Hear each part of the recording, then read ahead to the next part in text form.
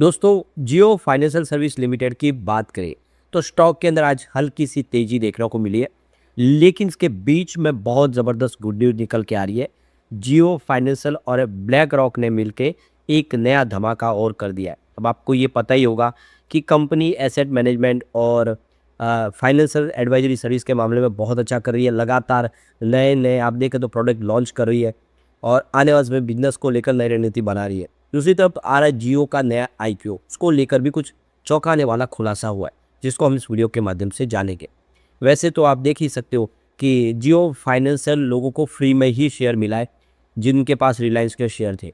लेकिन अब की बार फिर से आईपीओ के माध्यम से कुछ अपॉर्चुनिटी बनती हुई दिखाई दे रही है।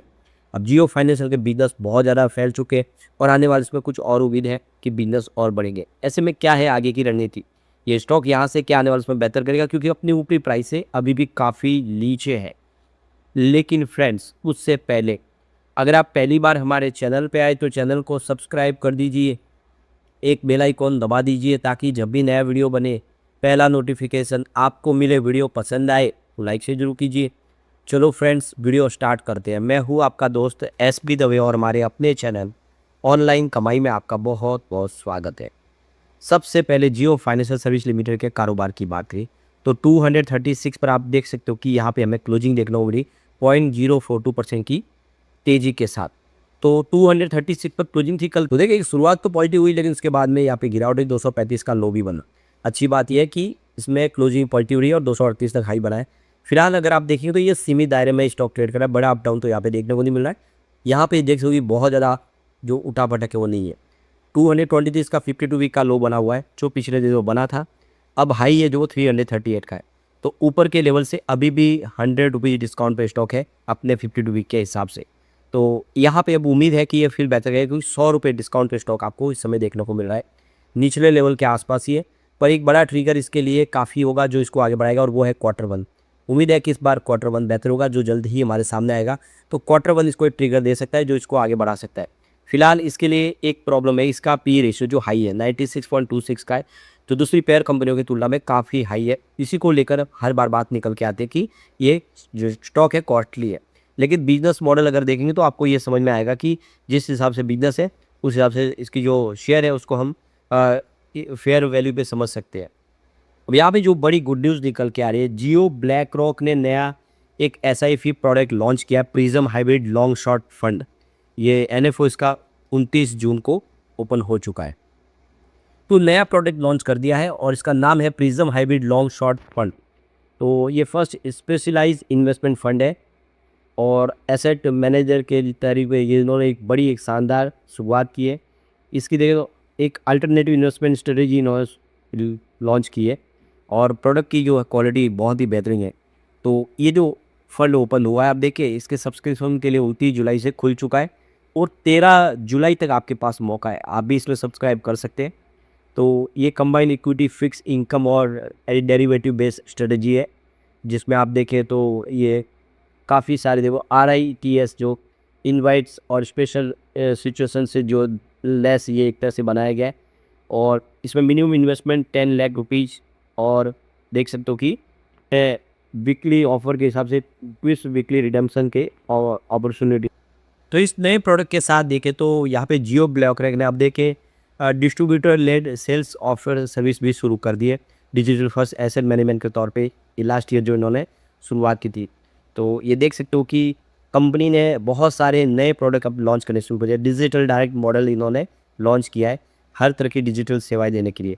तो मैनेजिंग डायरेक्टर CEO शिर स्वामीनाथन ने कहा है कि हम यूनिक सेवाएं लोगों के लिए लेकर आ रहे हैं, ऐसी बेहतर सेवाएं जो अभी तक किसी ने नहीं दी हो।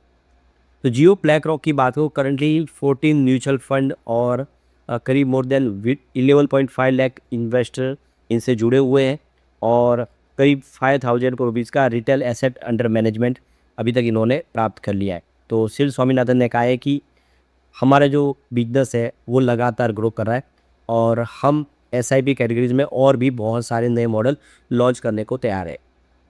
शिव स्वामीनाथन ने कहा है कि हमने बहुत सारे रोड शोज ऑर्गेनाइज किए और इंस्टीट्यूशनल और डिस्ट्रीब्यूटर हमने अपॉइंट किए। म्यूचुअल फंड बिजनेस के लिए हमने हर तरह की जो ग्लोबल मार्केट में इंडिया के बाज़ार में कोशिश की, उसका नतीजा हमें पॉजिटिव देखने को मिला है।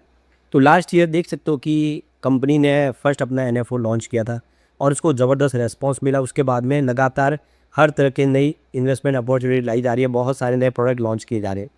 तो कंपनी का ये एक मकसद है कि लोगों को बेहतर से बेहतर प्रोडक्ट दिए जाए जिससे उनको बेनिफिट हो। ब्लैक रॉक के पास ग्लोबल एक्सपर्टीज़ है और जियो के पास बहुत सारा रिटेल चेन का अनुभव है। दोनों मिलके आम इंसानों तक हर तरह की नई प्रोडक्ट लॉन्च करके उनको हर तरह की फाइनेंशियल सेवाएं देना चाहते हैं। तो यहाँ पे देखिए चीफ इन्वेस्टमेंट ऑफिसर ऋषि कोहली, उनका कहना है कि हम एक कॉम्बिनेशन दे रहे हैं इन्वेस्टमेंट के लिए, जिसमें हम देखें कि डिफरेंट प्लेटफॉर्म के माध्यम से, मार्केट साइंस के माध्यम से लोगों को जो रिटर्न है वो बेहतर हो, उसकी हम कोशिश करें। हमारा ये पोर्टफोलियो है, उसमें हम REITs और इन्वेट्स और इस तरह से सबका एक कॉम्बिनेशन जिसमें फिक्स इनकम भी शामिल हो, उन सबको मिलके जो फंड के माध्यम से हमारा टारगेट है कि 9 से लेकर 11% का एनुअल रिटर्न प्राप्त हो लोगों को। तो उस हिसाब से हम इसको डिज़ाइन कर रहे हैं। तो और काफ़ी वॉलेटिलिटी कम हो, जिससे थोड़ा सुरक्षा भी लोगों को मिले। तो देखो कि इस सब जो नए मॉडल लॉन्च किए जा रहे हैं, जो प्रोडक्ट लाए जा रहे हैं, उसको यहाँ पे देखिए रेटिंग भी अच्छी मिल रही है। तो अगर फंड इस समय देखें तो यहाँ पे इन्वेस्ट कर जिसमें लिस्टेड जो RITs है और इन्वेट्स है, उनको हिसाब से उसमें कम से कम 25% का एसेट यहाँ पे लगा है, जिसकी रेटिंग देखें तो यहाँ पे AAA- की रेटिंग मिल रही है फिक्स इनकम सिक्योरिटीज़ के हिसाब से।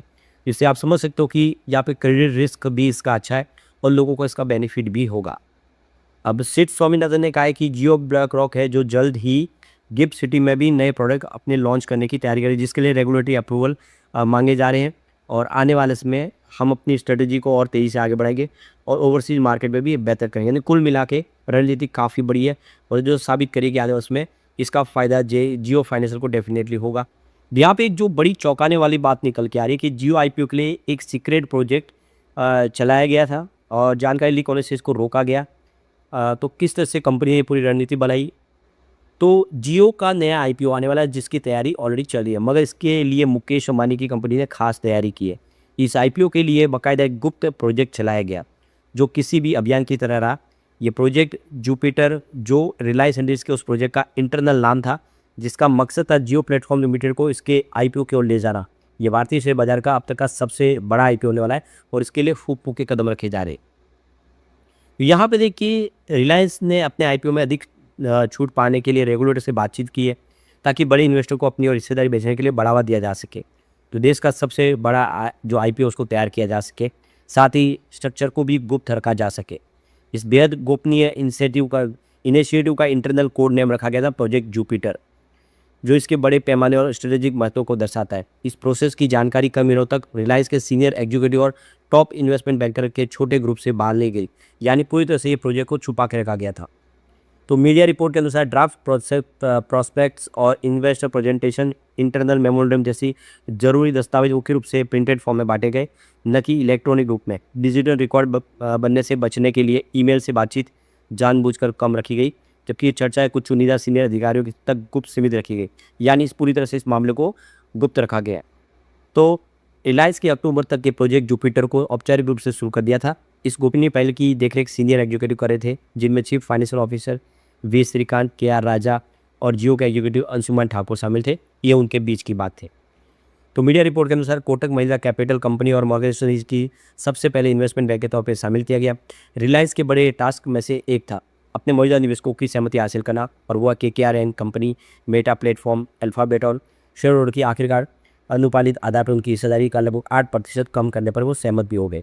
तो इस तरह से बहुत रणनीति के साथ काम किया गया, इस पर बहुत कुछ किया गया और इसी वजह से ये IPO आने वाले में कुछ बेहतर हो पाएगा।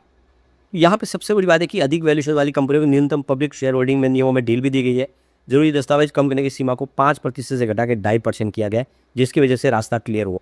तो फिलहाल एक 19 सलाहकारों के साथ 19 जून 2026 को ड्राफ्ट प्रॉस्पेक्ट फाइल किया गया है।